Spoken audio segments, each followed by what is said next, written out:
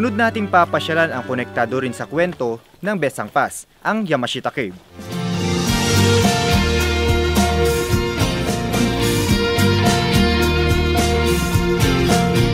Dito sa daanan papunta sa Yamashita Cave, makikita natin itong MacArthur Tunnel. Ito yung nagsilbing hospital o pagamutan ng mga sundalong gerilya noong pangalawang digmaan.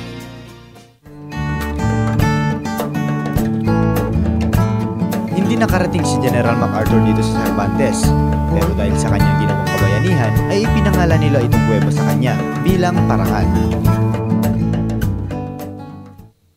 Dito sa harap ng MacArthur Cave merong foxhole. Ayan, dito sa likod ko. Bale, dito nagtatago yung mga Pilipinong gerilya na nagbabantay sa kuweba. Bale, dito sa dinadaanan namin, dito mismo naganap yung Besang Pass battle between Japanese troops at ang tropa ng mga Amerikano at Pilipino.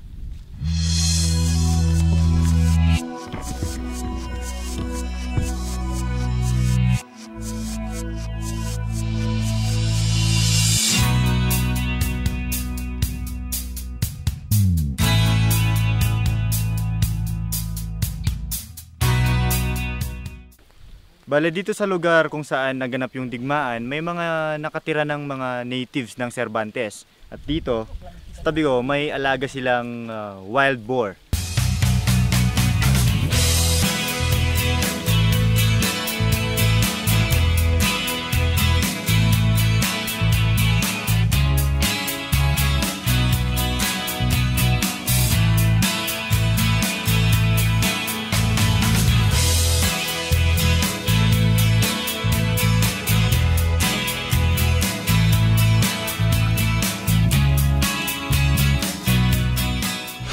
Ayan, narating na natin ang Yamashita Cave.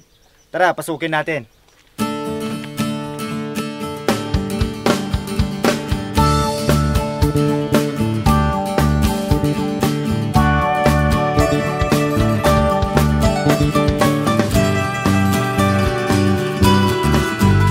Ayan, talagang madilim dito sa loob.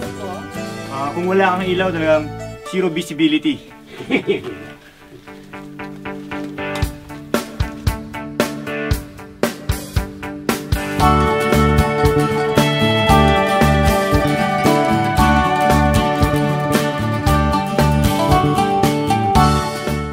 Bale, narating na natin itong dulo ng Yamashita Cave. Ang lalim nito is 50 meters.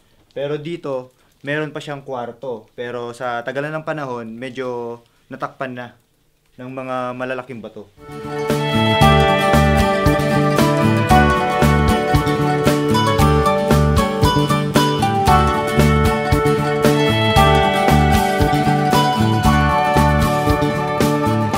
Dito sa bungad ng kuweba, may mga nest o pugad ng ibong salapingaw. Tapos eto, may itlog sila. At itong pugad nila, yung parang saliva or yung laway ng ibon na salapingaw, ito yung ginagamit din daw ng mga Chinese kasi Chinese medicine daw ito.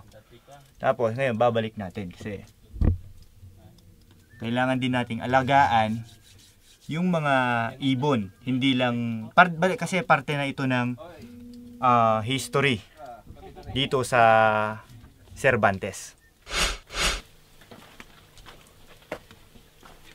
Yan. Parang napakalaking achievement yung ginawa ngayon ng trip lang kasi itong pinasok namin dito na malagi o nanirahan yung mga sundalong Hapon. So, itong lugar na to, talagang inaalagaan at prinepreserba ng mga taga-Cervantes.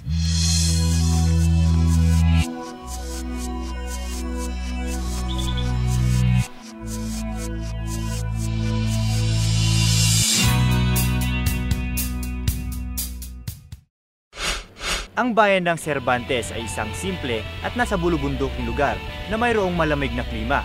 Kaya sa mga mahilig sa adventure, history at gustong magbakasyon ay nire-recommenda ko ang bayan na to. So, paano yan mga kaibigan? Hanggang sa susunod na episode ulit. At lagi pa ring tandaan na ginagawa namin to dahil trip lang.